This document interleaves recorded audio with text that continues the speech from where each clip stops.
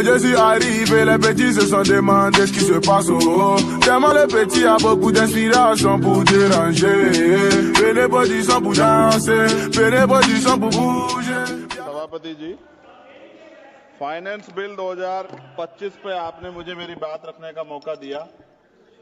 सभापति जी, युवा बेरोजगार है, पढ़ा लिखा बेकार है, मिलता ना रोजगार है, ऐसी हमारी सरकार। सर, मैं अपनी बात को शुरू करते हुए मेरे मन में कुछ पीड़ाएं हैं, वो आपके सामने क्योंकि चेयर से ही कह सकते हैं। सर, बलिया की बेटी प्रिया चौहान जिसका शव सर पेड़ पे लटका मिला, तकलीफ दे है। सर, काशी हिंदू विश्वविद्यालय में पीएचडी के प्रवेश परीक्षा शिवम सोनकर को के साथ न्याय नहीं हो रहा है। सर, वो प्रवेश परीक्षा के लिए आंदोलन कर रहा है। संत कबीर नगर में राजभर समाज के घर जला दिए गए। मथुरा में होली पर दलितों पे हमला हुआ और जेल भी वही गए।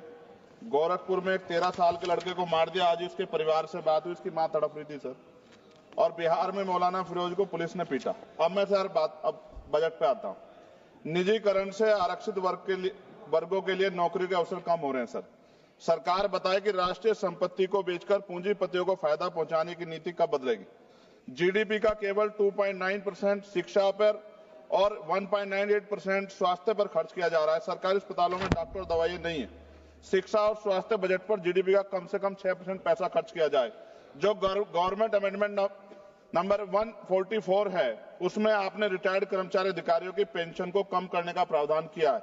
मेरा सरकार से आग्रह, इस अमेंडमेंट को वापस लेकर पुनः पेंशन की पुरानी प्रक्रिया बहाल की जाए।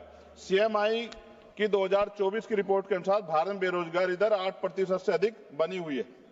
युवाओं के लिए नए रोजगार सृजन कोई ठोस नीति बजट में नहीं थी। केंद्रीय बजट 2025 मनरेगा तथा आवंटन 86,000 करोड़ रुपए पर अपरिवर्तित कार्यक्रम 9,754 करोड़ रुपए के घाटे पर चलने के बावजूद 2025-26 के बजट में धन आवंटन में कोई बढ़ोतरी नहीं की गई, जबकि मनरेगा ग्रामीण रोजगार में महत्वपूर्ण भूमिका निभाता है। लगातार रुपए कीमत गिर रही, जो चिंता का विषय, ये हम प्रधानमंत्री जी के मुंह सुनते थे जब वो मुख्यमंत्री हुआ करते थे। प्राय देखने में आता है किसान अपने ऋण के कारण आत्महत्या कर रहे हैं और सरकार उनके ऋण माफ नहीं कर रही, जबकि दूसरे बड़े बड़े उद्योगपति और कंपनियों का ऋण माफ किया जा रहा है। यह निंदनीय है। सरकार को किसानों की ओर ध्यान देना चाहिए, उनका ऋण माफ करना चाहिए।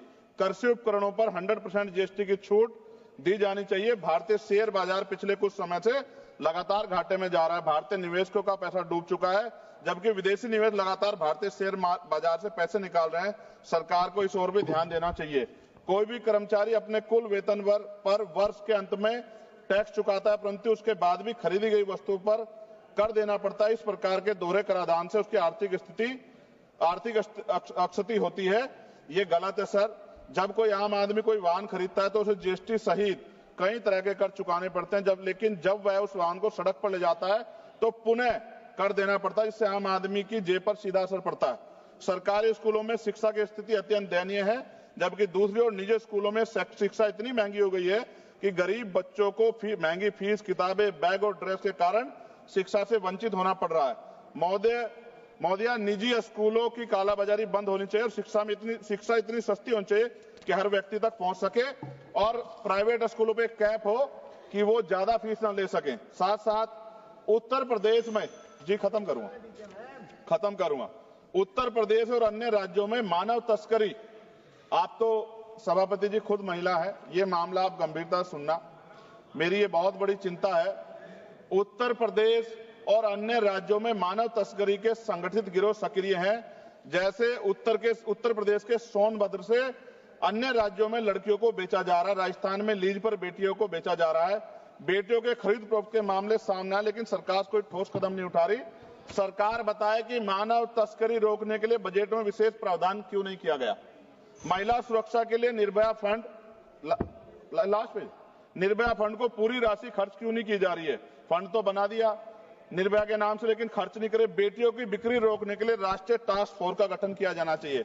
सभापति जी, ये मेरे हाथ में कटिंग है जिसमें लिखा है कि लीज पर बिक रही हैं बेटियां, कर्ज उतारने माता पिता भेज रहे हैं।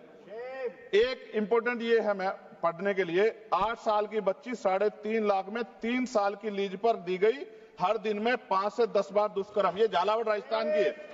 ये भारत है, ऐसा भारत जहां बेटियों को बेचा जाए, लीज पे दिया जाए और सरकार हाथ पे हाथ रखे तमाशा देखे, ये अच्छा नहीं है। अंत में न्यायपालिका में SC, ST, OBC व अल्पसंख्यकों की संख्या बढ़ाने पर सरकार क्या कर रही है। इन्हीं सब बातों के साथ मैं अपनी बात को खत्म करता हूं। जय भीम, जय भारत। आपका बहुत बहुत धन्यवाद।